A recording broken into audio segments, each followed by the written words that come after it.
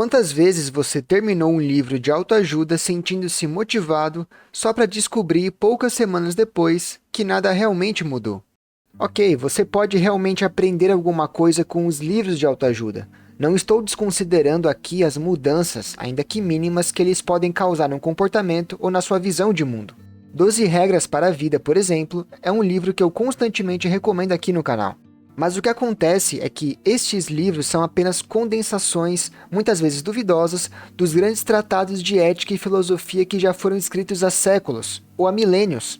E a minha ideia com esse vídeo é fazer com que você perceba justamente isso. E diferente desses grandes tratados, os livros de autoajuda são escritos levando em consideração o engajamento, o imediatismo e o viés confirmatório do público de hoje em dia, onde os resultados e a produtividade são exigidos mais do que a formação do caráter e o aprendizado de fato. Com essa simplificação, muita coisa se perde no caminho.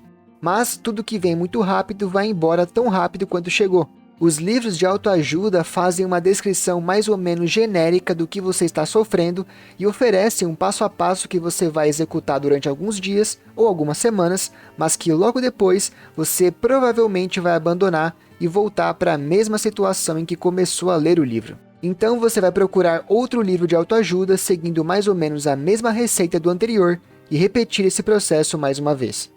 Só que, sem se dar conta, tudo o que você está fazendo é acumulando as informações que esses livros trazem, sem praticar realmente o que eles estão te mostrando. O que você gosta de fato não é de fazer, mas ter a sensação de saber o que se deve fazer. Se um livro de autoajuda realmente te ajudasse, você não compraria outro e mais outro e mais outro. Eles não mexem profundamente com você, só disparam sua dopamina por alguns dias. Mas talvez o problema não esteja em quem lê, e sim na superficialidade de muitos livros de autoajuda modernos, que te mostram caminhos prontos com passo a passo, te dando a ilusão de transformação com algumas frases impactantes.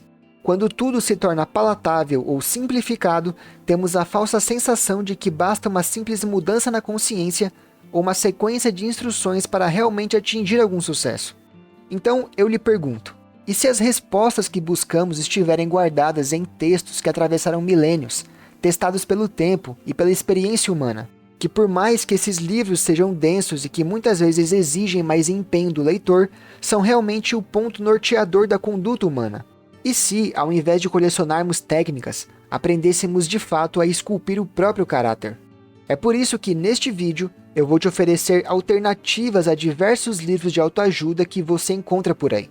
Se você já leu algum desses livros de autoajuda que eu vou citar, você pode inclusive ler as alternativas que eu vou te oferecer e ver como que tudo já estava neles. Só que, diferente dos livros de autoajuda, com estes você vai realmente moldar o seu pensamento. Ou, como o próprio Platão dizia, imprimir a verdade na alma.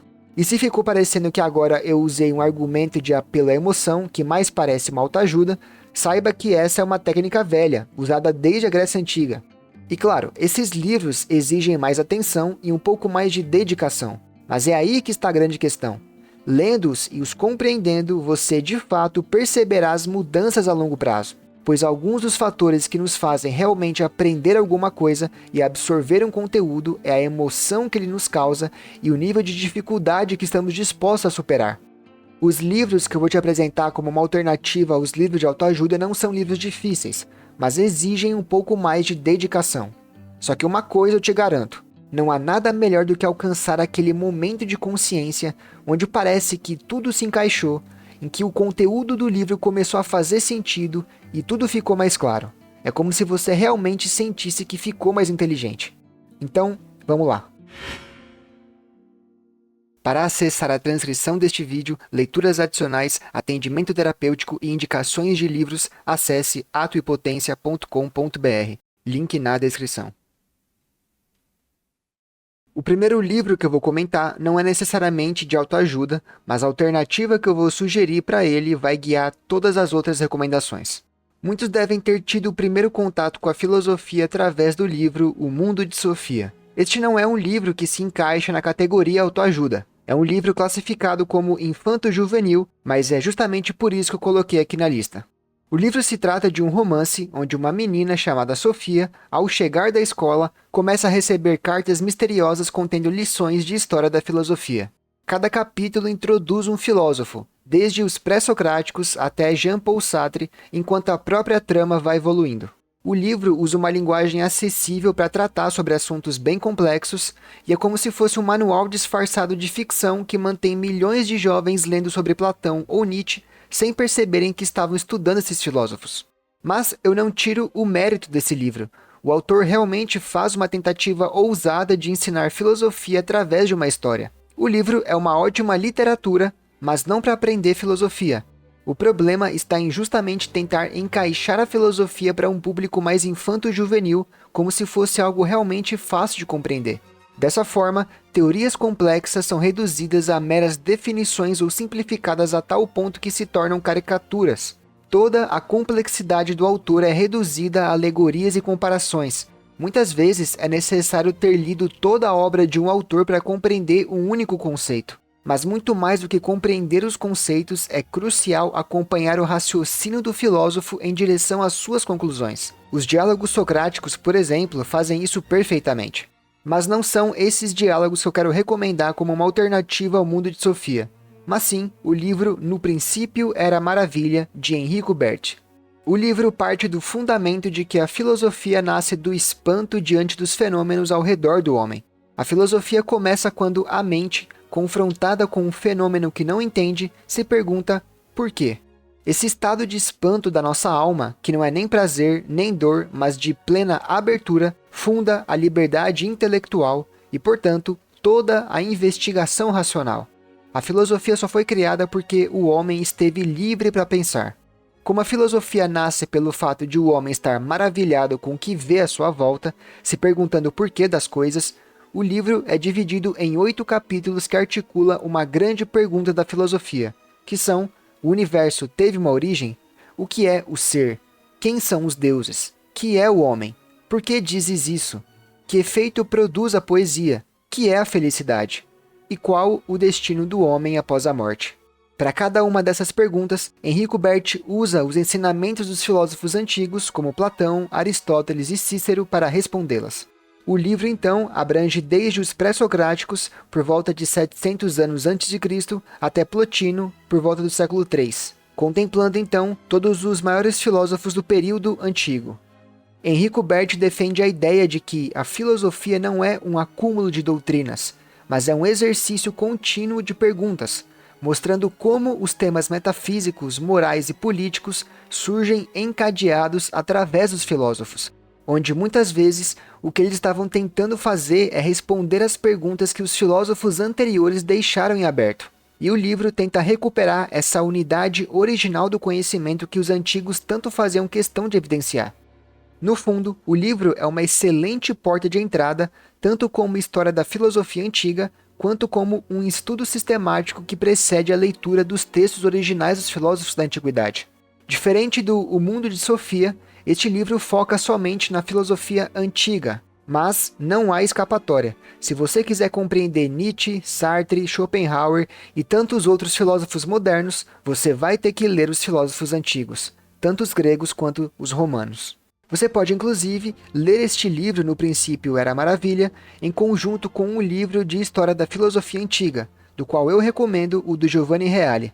Ali você terá uma base excelente, desde os pré-socráticos até o fim da Idade Média, para que então você possa ler os filósofos de fato. Enfim, vamos para a próxima recomendação. Você também já deve ter ouvido falar de livros como Mais Esperto que o Diabo, Como Fazer Amigos e Influenciar Pessoas e Armas da Persuasão. É claro que dá para extrair muita coisa de todos esses livros. No entanto, se traçarmos uma rota de origem para as ideias desses livros, vamos nos deparar com o Diálogo Górgias de Platão, escrito há mais de 2.400 anos. Sério, uma boa leitura desse diálogo te previne de uma porrada de sofismas e falácias modernas, tão bem quanto qualquer livro de persuasão escrito por aí. Os diálogos escritos por Platão apresentam Sócrates, que foi o seu mestre, conversando com diversos interlocutores para investigar questões éticas e políticas que eram do interesse dos cidadãos que conviviam em uma polis, como assim eram chamadas as cidades-estados na Grécia Antiga. Como os textos de Platão são escritos através de diálogos, a leitura fica muito mais fácil, sem, no entanto, retirar a profundidade do texto. Nesse diálogo, Sócrates dialoga com Górgias, que foi um sofista da época, e com vários outros interlocutores para examinar primeiro o que é a retórica e demonstra que qualquer uso da palavra dissociado da verdade degrada tanto o orador quanto a comunidade onde os discursos estão sendo proferidos. Basta ver qualquer discurso político atual para perceber o que Sócrates já dizia há mais de 2.400 anos. Ler as primeiras páginas de Gorgias é como se você lesse uma adaptação em diálogos dos livros modernos que explicam a arte da retórica e da persuasão. Mais para frente no diálogo, Sócrates discute com outro interlocutor chamado Polo, que defende que manipular multidões e escapar de punições é um sinal do verdadeiro poder que alguém pode alcançar. Mas aí, Sócrates responde com seu famoso paradoxo moral. É pior cometer uma injustiça do que sofrê-la, e permanecer impune agrava o mal porque impede a cura justamente pela punição. Para Platão, a alma ordenada pela justiça é a condição do florescimento, e tudo o que desordena essa harmonia, mesmo que renda vantagens externas, empobrece o próprio ser. Para Sócrates, aquele que sofreu a injustiça está em vantagem com relação àquele que cometeu, já que agora, quem cometeu a injustiça precisa ser punido de alguma forma. Outro interlocutor que aparece no diálogo, chamado Cállicles, despreza as convenções morais e exalta a força bruta, defendendo que os mais fortes merecem mais do que os mais fracos. A virtude para Cállicles está em satisfazer os desejos sem restrições, pois reprimi-los seria contrariar a própria natureza. Sócrates contra-argumenta essa ideia com a imagem de um jarro furado, dizendo que quem vive na busca pelo prazer precisa encher esse jarro sem cessar, mas ele nunca transborda, justamente porque está furado. E dessa forma, a pessoa nunca fica satisfeita, sofrendo mais que o necessário. E, enquanto isso, aquele que é temperante mantém os jarros com uma quantidade moderada de água, mas que se mostra até mais cheio do que o jarro furado. O conflito, então, entre a moderação e o hedonismo culmina na defesa socrática de que governar a si mesmo é um pré-requisito para governar uma cidade, pois sem ordem interior, toda ambição política degenera em tirania sobre os outros e sobre si mesmo. Isso diz muito sobre a nossa política atual. Para quem leu o Como Fazer Amigos e Influenciar Pessoas e O Mais Esperto que o Diabo, com certeza vai extrair muito ouro dessa parte do diálogo. A todo momento você se pega fazendo comparações com as situações dos nossos dias, percebendo o quão atual esse diálogo é. Vamos então para a próxima recomendação. Você já deve ter lido ou ouvido falar do livro 7 Hábitos das Pessoas Altamente Eficazes. O livro gira em torno da ideia de que a verdadeira eficácia nasce de princípios atemporais e não de truques de produtividade. Então, o autor divide o desenvolvimento pessoal em 3 estágios: dependência, independência e interdependência. A dependência é quando você precisa dos outros para decidir, reconhecer ou fazer as coisas para você. Em certa medida, nós somos e sempre vamos ser dependentes dos outros, mas permanecer nesse estágio de desenvolvimento gera impotência e estagnação. Os 3 primeiros hábitos explicados no livro conduzem a pessoa a passar da dependência para a independência. Os 4 hábitos restantes trabalham a interdependência, que é quando pessoas independentes trabalham juntas. Mas, e se eu te dissesse que o tratado Ética Nicômaco de Aristóteles, escrito há mais de 2.400 anos, permanece tão ou mais atual do que os 7 hábitos? O filósofo grego Aristóteles escreveu esse tratado de ética como um manual de formação do caráter para o seu filho, chamado Nicômaco, e que depois serviu como apostila para todos os cidadãos de Atenas. É o local onde Aristóteles passou boa parte da sua vida sendo discípulo de Platão. A obra se organiza em 10 partes que respondem de forma encadeada a 3 perguntas centrais. Qual é o fim último da vida humana? Quais virtudes tornam esse fim alcançável? E como, na prática, cultivamos essas virtudes? Logo na primeira parte, Aristóteles afirma que todos os atos humanos apontam para algum bem, e que o bem supremo é a eudaimonia, que é traduzida como felicidade, mas pode ser melhor entendida como vida plena. A eudaimonia não é um sentimento passageiro, e sim um hábito que é construído e que exige manutenção durante toda a vida. Com essa explicação, já deu para perceber que praticamente metade dos livros de autoajuda vem desse tratado de ética de Aristóteles. Para descobrir como alcançar essa eudaimonia, Aristóteles pergunta qual é a função própria do ser humano. Se, por exemplo, as facas servem para cortar e os olhos para ver, é através da razão que o homem cumpre a sua função. Logo, a excelência humana reside em usar a razão para orientar a ação. A vida plena será, portanto, uma atividade racional conforme a virtude. Virtude é justamente um hábito adquirido que nos dispõe a escolher o meio-termo adequado entre dois extremos viciosos guiados pela razão. Não é um talento inato nem uma emoção passageira. É uma disposição estável, construída pela prática e que faz a pessoa de forma espontânea escolher o melhor de maneira consciente. A coragem, por exemplo, não é a ausência de medo e nem de covardia. Ela equilibra o medo com a avaliação racional do perigo. O mesmo vale para a generosidade, que está entre a prodigalidade e a avareza, ou para a temperança, que está entre a indulgência e a insensibilidade. Cada virtude moral, portanto, ajusta impulsos naturais por meio do treino repetido até que o agir bem se torne tão automático quanto caminhar. Enfim, Ética Nicômaco, além de ser um tratado sobre virtudes, sobre a vida plena, a amizade e o fim último da vida, é um manual prático de como desenvolver essas virtudes. Esse é com certeza um livro que, depois de ler por completo, você vai revisitá-lo muitas vezes. E para quem não sabe, o nome do canal são dois termos que advêm da filosofia de Aristóteles. Enfim, próxima e última recomendação. A Sutil Arte de Ligar o é um dos livros mais conhecidos de autoajuda. E se você acha que este livro não se enquadra na categoria de autoajuda, saiba que o próprio autor do livro o classifica assim em um vídeo dele. E sim, Mark Manson, o autor do livro, tem o seu próprio canal no YouTube, que é bem legal inclusive. No livro, o autor parte de uma provocação simples. A vida é limitada demais para desperdiçarmos energia tentando ser positivos o tempo todo. Em vez de adotar o otimismo compulsório da autoajuda tradicional, ele propõe selecionar com cuidado os poucos problemas que realmente merecem a nossa preocupação, para então não se importar com o resto. Essa seria a tal sutileza que o autor propõe. Ele vai nos explicar que a busca pela felicidade gera infelicidade, que o crescimento surge ao escolher problemas melhores e fracassar de modo que o aprendizado compense a dor, e que, ao termos a consciência da nossa própria finitude, inspirada no estoicismo e no budismo, podemos, então, clarificar prioridades. O próprio autor, em um de seus vídeos, explica que a autoajuda é uma versão mais palatável dos grandes tratados filosóficos e éticos já escritos. Tudo depende do modo como você apresenta o material para o público. Um livro chamado A Sutil Arte de Ligar o com uma linguagem clara e sarcástica, é mais fácil de ser digerido do que um livro chamado Metafísica dos Costumes.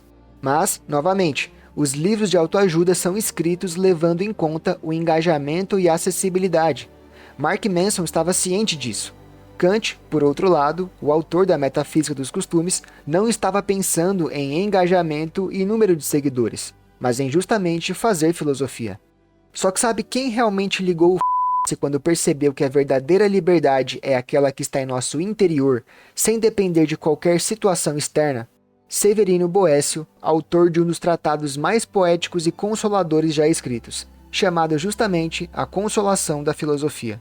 Boécio, por volta do ano 524, escreveu esse livro na prisão enquanto aguardava sua execução por um crime que não havia cometido. Ali, ele dialoga com uma figura alegórica que personifica a filosofia e que lhe recorda da impermanência de tudo o que o destino dá e tira dos seres humanos. Privado da sua família, dos seus bens e da sua riqueza, a figura da filosofia vai conduzindo Boécio a investigar o que em nós continua inatingível pelo acaso. Só o que permanece é a razão esclarecida e a vontade de buscar o bem supremo de todas as coisas. Para Boécio, a razão testemunha que só esse bem supremo, completo e autossuficiente pode satisfazer plenamente o desejo humano. Esse bem, que é a fonte de todo o restante, é identificado com Deus. Quando o nosso intelecto contempla essa realidade e a vontade se alinha a ela por meio da virtude, o indivíduo alcança estabilidade interior que nenhuma mudança externa consegue abalar. Mas o argumento de Boécio não recorre a uma simples revelação religiosa. Ele parte da premissa filosófica de que tudo o que existe tende ao seu princípio, e o princípio último do cosmos é a inteligência divina. É daqui que decorre a análise do mal. A figura da filosofia mostra que atos injustos não possuem força real.